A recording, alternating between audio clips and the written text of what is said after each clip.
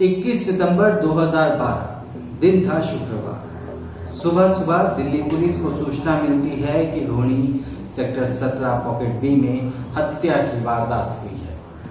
Police मौके पर पहुंचती है तो पता चलता है कि घर में रहने वाले 3 सदस्यों की हत्या कर दी गई। मरने वालों की पहचान योगेंद्र प्रताप सिंह जिसकी उम्र 57 साल थी, उनकी पत्नी रेखा जिसकी उम्र 55 साल थी और बेटी रोजी उर्फ करिश्मा 21 साल की। पुलिस को यह सूचना चौहान परिवार के एक जान पहचान वाले ने दी थी, जो सुबह सुबह उन्हें बुलाने के लिए आया था, क्योंकि योगेंद्र और उनकी पत्नी को उस दिन वैष्णो देवी जाना था। घर का दरवाजा खुला देखकर वो आदमी घर के अंदर दाखिल हुआ।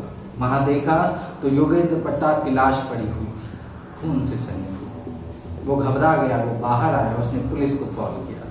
पुलिस मौके पर पहुंची और तीनों शवों को कब्जे में लेकर पोस्टमार्टम के लिए भिजवा दिया। पुलिस को मौकाए वारदात से खून से सने डंबल भी मिले।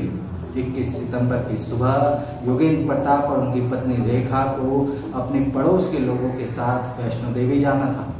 इलाके से कई लोग एक साथ वैष्णो देवी जा रहे थे। जब योगेंद्र और उनकी पत्नी सुबह तय समय पर बस में नहीं पहुंचे तो उन्हें फोन किया गया, लगातार फोन किया गया। जब जवाब नहीं मिला तो एक आदमी जो कि उनका पड़ोसी था वो उनको बुलाने के लिए उनके घर पहुंचा और उसके बाद इस वारदात का पता चला।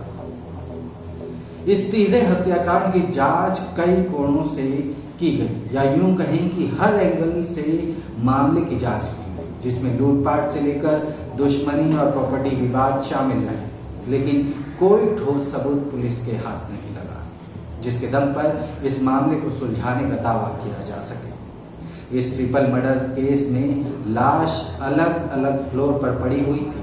योगेंद्र की लाश ग्राउंड फ्लोर पर थी, रेखा और रोजी की फर्स्ट फ्लोर पर। पोस्टमार्टम रिपोर्ट में खुलासा हुआ कि योगेंद्र और उनकी पत्नी रेखा की हत्या सिर पर किसी भारी चीज से वार करने के बाद हुई, जबकि रोजी की हत्या गला दबाने के बाद। रेखा का मुंह भी तकिए से दबाया गया था। पुलिस को यह बात अटपटी लगी कि हत्यारे ने पति पत्नी के सिर पर 2 डंबल से वार किया, जबकि बेटी का गला दबाया गया। पुलिस ने यह अंदाजा भी लगाया कि पति पत्नी के जगह होने की वजह से उन पर डंबल से वार किया गया होगा और रोजी सोई हुई थी तो इसलिए उसका गला दबाकर उसकी जान ली गई। जांच में जो पहली चीज सामने आई वो ये थी कि हत्यारे ने घर में फ्रेंडली एंट्री ली थी। पुलिस को मौके से 3 कप मिले, जिनसे मालूम हुआ कि हत्या से पहले इन लोगों ने चाय पी थी। चाय के 3 प्याले मिलना और दरवाजा खुला होना इस बात की ओर इशारा कर रहा था कि हत्या को अंजाम देने वाला व्यक्ति चौहान परिवार का कोई परिचित ही था, जिसके लिए उन लोगों ने न सिर्फ खुद दरवाजा खोला बल्कि उसके लिए चाय भी बनाई। इतना ही नहीं, जिस तरह से वारदात को अंजाम दिया गया था उससे ये भी लग रहा था कि हत्यारे को घर के अंदर की लोकेशन मालूम थी। घर के अंदर मंदिर में बैठकर सीढ़ियां नजर नहीं आती, इसलिए कोई अनजान शख्स 2nd फ्लोर पर जाकर बंद कमरे से डंबल लाकर वारदात को अंजाम नहीं दे सकता। घर में एंट्री भी मेन गेट से ही हुई थी, क्योंकि छत और पिछले दरवाजे अंदर से ताले लगे हुए थे। पुलिस के मुताबिक चाय के प्याले 3 थे। योगेंद्र का शव ग्राउंड फ्लोर पर मिला था। इससे ये प्रतीत होता था कि जब कोई मिलने आया था तो उसके लिए चाय बनाई गई। यही कारण है कि पुलिस को लगा कि हत्या में 1 से ज्यादा लोग शामिल थे। योगेंद्र और उनकी पत्नी रेखा की हत्या जिस डंबल से की गई थी वो उनके बेटे विक्रम प्रताप की थी, और विक्रम की मौत साल 2011 में एक सड़क हादसे के दौरान हो गई थी। डंबल घर के अंदर 2nd फ्लोर पर बने एक बंद कमरे में रखे हुए थे। ये कमरा विक्रम का था, जो कि उसकी मौत के बाद से बंद पड़ा था। विक्रम शादीशुदा था और उसका एक बेटा भी था, लेकिन उसकी मौत के बाद उसकी पत्नी श्रीनगर में अपने मायके में रहने लगी।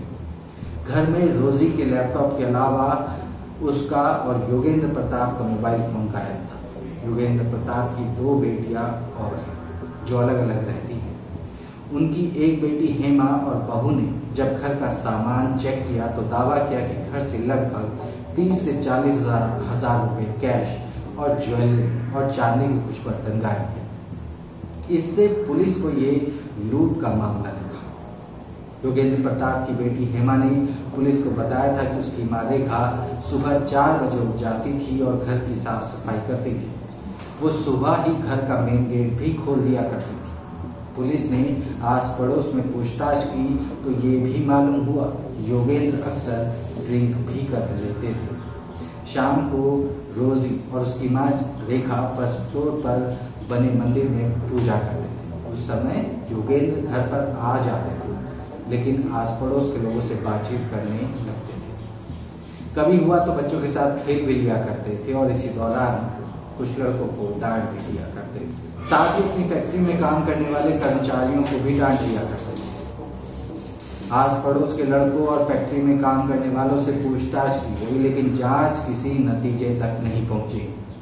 पुलिस ने इस मामले को सुलझाने के लिए जब योगेंद्र और रोजी के मोबाइल की कॉल डिटेल चेक की तो कुछ नंबर सामने आए। इनमें से एक नंबर योगेंद्र के दामाद और हेमा के पति का था, जो राजस्थान में रहता है। हेमा का उससे तलाक हो चुका है। 20 सितंबर को योगेंद्र ने फोन पर उससे बात की थी। पुलिस ने उससे पूछताछ की, लेकिन कुछ ऐसा नहीं मिला जो उसे शक के घेरे में ला सके। साथ ही रोजी के कुछ दोस्तों से भी पूछताछ की गई, लेकिन वहां से भी पुलिस को कुछ हाथ नहीं लगा।